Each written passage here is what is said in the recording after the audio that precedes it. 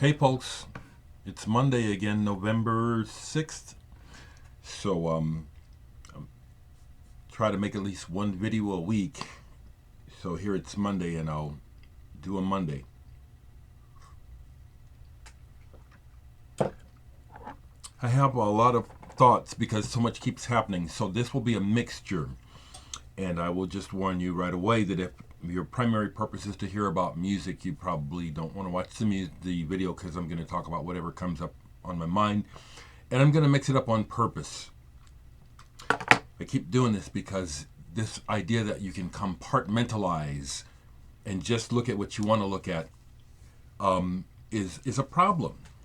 We're at a crucial time now where everyone could be doing something to help make things better for the planet and the people on it, but we're still acting like business as usual.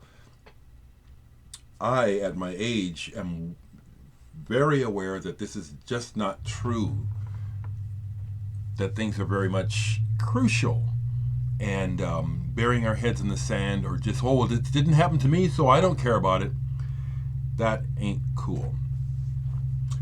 So, I received a gift this weekend. There was music in it, but Bob says he doesn't want me to review the music. I kind of understand. I'm going to show it though. This is very, very personal, you know. Bob Burnside's Milgram. You know, if you want to write me a letter and tell me about this, Bob, okay, it's very, very personal, you know. It's something that I would not do, okay? That's what I say about it. It's so personal. It's like, what's the story behind it, Bob, if you want to tell me? But Bob thanked me for my videos and for turning him on to the book, The Four Agreements. And he went on and bought Don Miguel Ruiz's son's book, The Mastery of Self, a Toltec guide to personal freedom. And he sent me a copy of this along with this CD of his music. I appreciate it very much, Bob. Thank you. Now, what I have to say about books is it's the message, not the messenger. This is not about Toltec. It's not about, what I'm saying is, for me, it's not about who's telling you what. It's about whether or not the information is valuable and useful. And I have found this wisdom to be liberating. It has really helped me to see through God damn it, through the veil. Well, it's just allowed me to see through the motivations of a lot of things that people do, including myself. It's really, so I have only started to read this. My first impression is it sounds like a son chasing his dad. He has good things to say, but it's kind of like, well, this is helpful. Okay, let me just leave it at that. I need to read it, so let me stop. Okay. You know, in my job at the radio station, I'm having now to, not having to, but I'm listening now to stuff they're getting in for possible play on the local show as well as other things. And here's two things that they sent home with me that are just dreadful. Okay, I don't even want to go into detail because if the people happen to see this, they'll lose their minds, probably with anger that somebody doesn't like their work. But both of those tracks, I think really need a lot of work, need a lot of help. When it comes to music, I don't have anything new to show you, so I'll show you what I played this weekend, and I may talk more about what's on my mind. So yesterday, the last record I played at the end of the day was Beggars Opera, album called Pathfinder, progressive rock band. I think they're English, but they were popular in Germany. This album is a collector's item. My copy is on Vertigo Swirl, but it's not an English swirl, it's a German swirl. However, I do have the poster that makes the album even more valuable. It's quite a poster, isn't it? And is this album any good? Yes, it is. I'll show you. It's a Vertigo Swirl. Isn't that beautiful? Thinking about Ryan Rocks at the moment. Do you have this in your collection, Ben? I bet you do. Really enjoyed this last night. Progressive rock is the right word with organ. It's great. Some trivia for you. The guitarist of this band, Ricky Gardner, co-wrote something with David Bowie. I'd have to look it up right quick.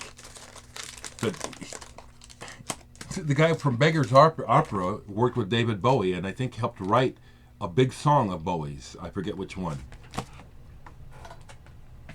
I pulled this last night not to play it, but to look up and see which edition I have. This is a Japanese reissue of the first Jimi Hendrix album, Are You Experienced? And this particular reissue is the 1980 reissue.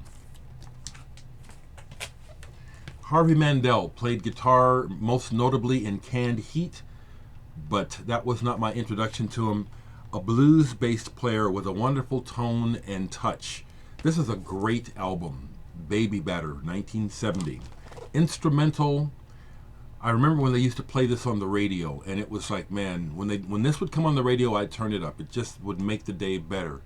Music that, this is the sound of life when it was okay, or when it seemed like things were okay, and things could get better. Great album.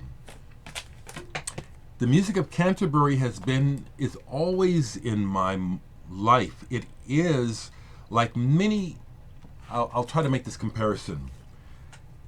The way Motown is for some people of my age, the way that apparently some current artists are for some people, that this is the stuff that really defines your life. Canterbury music is that for me. The whole axis of Gong, Soft Machine, Caravan, Egg, Arzekiel, Khan, Hatfield in the North, National Health, all the permutations that come from it. That's the main seat of my music, which has a lot to do with why I'm so into this Carla Dereck's music and the Moon Men, because these people are directly part of this legacy. Dave Newhouse, the Muffins, and all those guys. Well, I was listening to Rock Bottom yesterday, Robert Wyatt, the drummer from Soft Machine, who jumped out of a window at a party trying to not get caught sleeping with someone else's girlfriend and became paralyzed as a result. Talk about instant karma. But this is one of the most beautiful and sad and poignant albums ever made. Rock Bottom. Played this yesterday. And it's just a masterpiece of music and feeling. The man can't walk anymore. He can't play drums anymore. And here he has made his first album since that all occurred to him. Can you feel that in his music? Unless you're dead, yeah. Played some XTC. I love that band. XTC are badass, okay? And it really is the music more than the cleverness of the words. It really is. I listened to the 3D EP, Science Friction. Great songs, great songs. She's So Square and Dance Band. I also played white music. Okay. This is a Swedish album. The band is very much influenced by Santana. Kvarten som sprang de Katvals. Instrumental. It starts off real Santana-y, and then it goes real melodic, which is what I like the best. Beautiful. Beautiful. And also rhythmically strong. Really, really, really, really good. Definitely one of my albums of the year is this one right now. I played this all the way through yesterday 3 or 4 times. I just got locked in it while what was I doing? I was online a little bit and I was writing a little bit. I do poetry sometimes. Richard Barbieri, Planets and Persona. This is wonderful. It creates a total landscape of a planet. Places of light, places of dark, places of mystery, places of wonder, all captured on this album. Interestingly, there's times because of the use of a trumpeter. Let me see. if I can see who it is. Who's playing trumpet here? Luca Calabrese. His approach reminds me just a little bit of Mark Isham. Do you all know Mark Isham? He did some great records. This is fantastic. Planets and Persona. And I really highly recommend this to anyone looking for deep listening. Instrumental. Anything else here? Anything else that I haven't shown? That's about it for now. Some CDs that are laying here. Another CD I got in from a local band that I've already played on my local radio show. Saints of Lust. This is metal.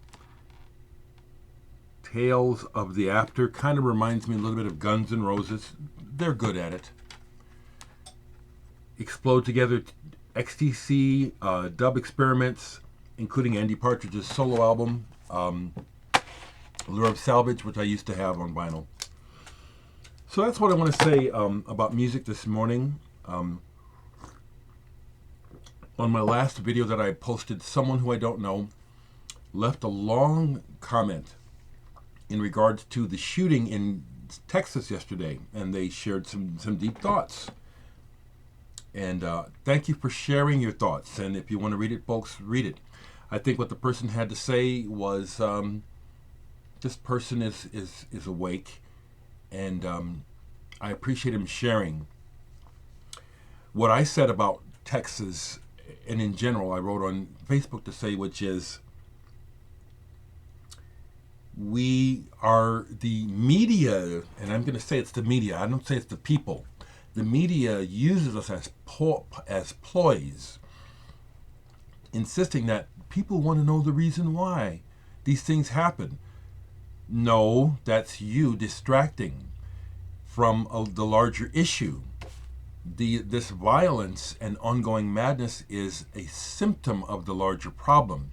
Our society is sick and polarized politically, and it's being ramped up and encouraged by the people who are profiting from it, and all the time pretending that they care and talking about it in the media, when in fact everything is framed in a way that doesn't solve anything, but just keeps the narrative going so that the money keeps flowing. This is such a travesty. And I keep talking about it because I know that if I can see it, that brighter minds and other people as smart as me, and maybe not as smart as me, surely can see this as well. Surely other people besides myself are starting to see that somehow we as common people have got to find the power to help change this, because it's something else I wrote the other day on Facebook. We lost the class war before we even realized there was one. And I say that seriously, and those are words that many people think that I'm saying too much and that it's inflammatory, but I'm just calling a spade a spade. We're in a class war, and the greedy man has won. All the while saying, well, we're not going to allow things to be monopolized legally, everything has become monopolized, so that a small group of individuals own the majority of resources in our country and on the planet. And if you can control everything, you don't have to listen to anybody. And that's why, from my perspective, that's why things are the way they are. That's why we have the horrid excuse of a human that we have as a president right now, because their whole agenda is to play the system to their own benefit and fuck the rest of us. And if you can find any evidence of what I'm saying not being true, show the world, show somebody. I'm not going to tell you to show me, because I know what I'm telling you is what's going on. And somehow, at some point, common people in larger numbers, in some kind of way, will find a way to say, we want to come together. We want to unite and help one another. We're very divided right now, and that's part of the ploy, or that's part of the planning of the class war. Some of this is definitely on purpose. divide and conquer, and we're powerless right now. We're powerless. We don't have to be, and we need one another. We fight one another over illusory differences that really don't count for anything. People are fighting about cultural appropriation. People are fighting about flags. People are fighting about whether or not people can go to the bathroom.